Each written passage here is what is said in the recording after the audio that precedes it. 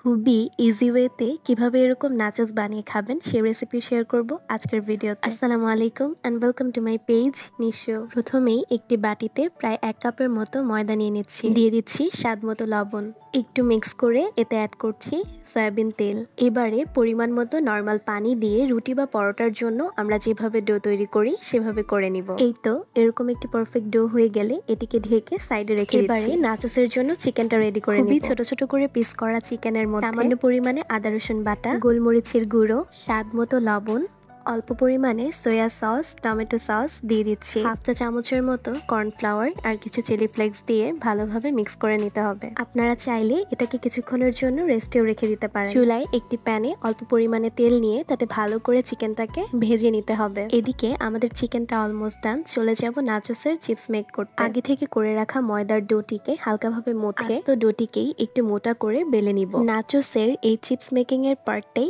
একটু ট্রিকি। এরকম হালকা মোটা করে রুটি বেলা হয়ে গেলে যে কোনো বয়মের ঢাকনা দিয়ে ছোট ছোট করে কাট করে নিতে হবে। এখানে 4টি ছোট ছোট রুটি হয়েছে। সবগুলো রুটিতেই আটা কিংবা ময়দার গুঁড়ি মেখে নিচ্ছি। এবারে এই 4টিকে একসাথে করে একটি রুটি বানাতে হবে। এই রুটিটি বেলার ক্ষেত্রে খুব বেশি চাপ দিয়ে বেলা যাবে না, না হলে পরে রুটি আলাদা করতে গেলে যাওয়ার সম্ভাবনা থাকে। তো আমার রুটিটি বেলা হয়ে গেছে। এবার চুলায় খুবই হালকাভাবে ছেঁকে নিতে হবে। আমার এখানে যে ভুলটি হয়েছিল, আমার তাওয়া খুব বেশি গরম হয়ে গিয়েছিল, যার কারণে রুটিটি বেশি ভাজা হয়ে গেছে। আপনারা এই বিষয়টি অবশ্যই খেয়াল রাখবেন। হালকাভাবে ছেঁকলে সবগুলো রুটি খুবই আলতোভাবে আলাদা হয়ে আসে। বেশি ভাজার কারণে আমার রুটি আলাদা হতেও সমস্যা হচ্ছিল, কিন্তু আমি কোনো রকম করে নিয়েছি। রুটির পুরুত্বটা এরকম পাতলা হলে খেতে চিপসগুলো খুবই ভালো লাগে। তো আলাদা করা রুটিগুলোকে একসাথে এভাবে পিৎজা কিংবা ট্রায়াঙ্গেল শেপে কেটে নিচ্ছি। আচ্ছা, আমার রুটির যে অংশগুলো একটু ছিঁড়ে গিয়েছিল বা নষ্ট হয়ে গিয়েছিল, আমি ফেলে না দিয়ে আমি ডিফারেন্ট শেপস দিয়ে ভেজে নিয়েছিলাম। এবারে চুলায় ডুবো তেলে চিপসগুলোকে ভেজে নিতে হবে। এরকম হালকা ব্রাউন হলেই আমি সবগুলো চিপস তুলে নিয়েছি। এই তো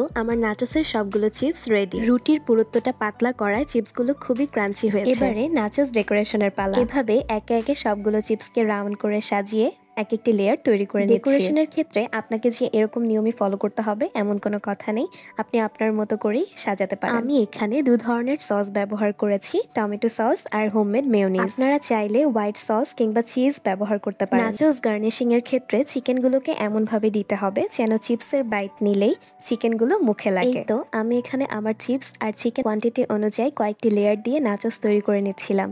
আপনারা যদি বেশি চিকেন আর চিপস তৈরি করেন তাহলে আরো উঁচু করে নাচোসটা মেক করতে পারেন। এই ছিল আমার আজকের রেসিপি। আমি চেষ্টা করেছি খুবই সহজভাবে আপনাদেরকে দেখানোর এবং নিজেও ট্রাই করার। আপনারা চাইলে এভাবে বাসায় ট্রাই করে দেখতে পারেন। টেস্ট কিন্তু অসাধারণ। এখানেই শেষ করছি আমার আজকের রেসিপি ভিডিওটি আপনাদের কাছে কেমন লাগলো অবশ্যই কমেন্টের মাধ্যমে জানাবেন। ধন্যবাদ সবাইকে। আল্লাহ হাফেজ।